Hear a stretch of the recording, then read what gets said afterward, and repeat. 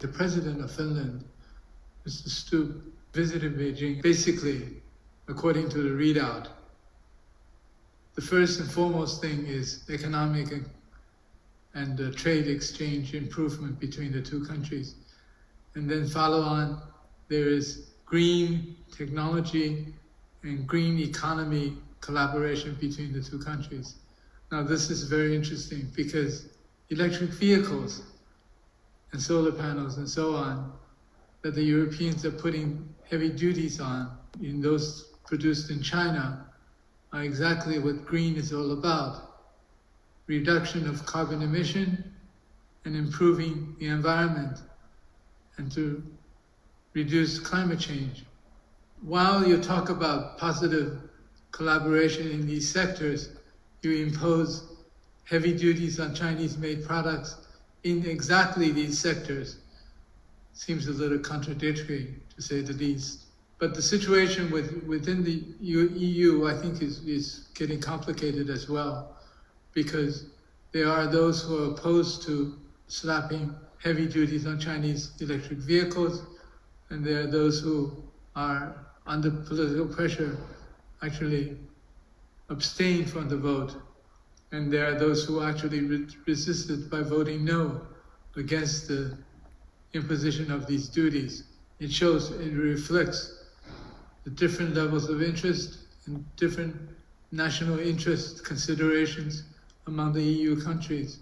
For example, Germany is a major auto exporter, and it's very concerned about retaliatory tariffs on their products on a global basis. Would be disastrous because many of their cars that's made in China are exported to the rest of the world.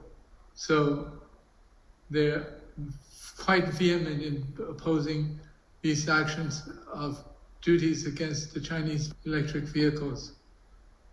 But still, there are those who falter under US pressure to do the same as what the US is doing. They would not go as far as 100%, but 45% is still very, very significant. These are countries which are falling under US pressure to do so. So I think it's quite clear that we're going to see some real disunity within the EU on these issues of trade with China because of the different national interests that they have to consider. And there will also be significant consumer resistance against the imposition of these heavy customs duties against Chinese electric vehicles. Because why should consumers pay so much more for the same product which is sold much cheaper elsewhere? So I suspect that this will actually lead to further the breaking up of unity among the EU countries, and they will go their separate ways. And they will go their separate ways eventually in a very unpleasant way. 我很高兴啊，同总统先生会面，我们算是再次会面。上次我们见面已经是14年前了。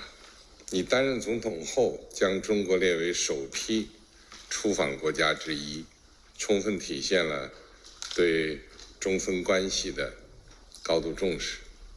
芬兰是最早一批同新中国建交的西方国家之一，也是第一个同中国签订政府间贸易协定的西方国家。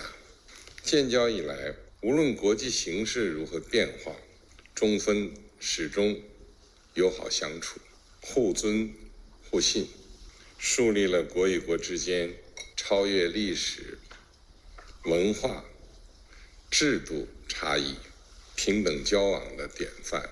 Mr. President, thank you very much, Xie, for your warm welcome.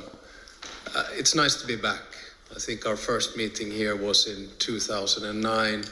And as you said, the world was a very different place. But probably most importantly from our perspective is that China has grown in that 14, 15-year period in a way which was unimaginable for so many. And next year we'll be celebrating our 75th year together. It's very easy to say our bilateral relations are excellent. 非常高兴啊，在北京见到菲佐总理先生。今年正值中斯建交75周年，我很高兴地看到，经过3/4个世纪的发展，中斯传统友谊充满活力，各领域合作成果丰硕，实实在在惠及两国人民。我赞成提升双边关系定位，为两国合作注入新的强大动力。我也告诉总理先生，中方决定给予斯洛伐克公民15天免签入境中国待遇。总理先生是中国人民的老朋友、好朋友，相信在我们共同努力下，中斯关系一定驶入快车道，开启新篇章，迈向更高的水平。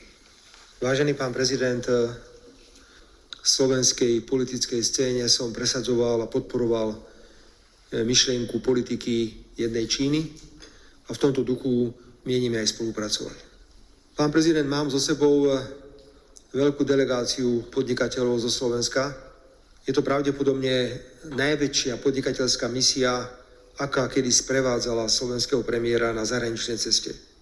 Pretože sa musíme venovať nie len obchodu, ekonomike, ale musíme sa venovať aj kultúre, musíme sa venovať našim jazykom, musíme sa venovať športu,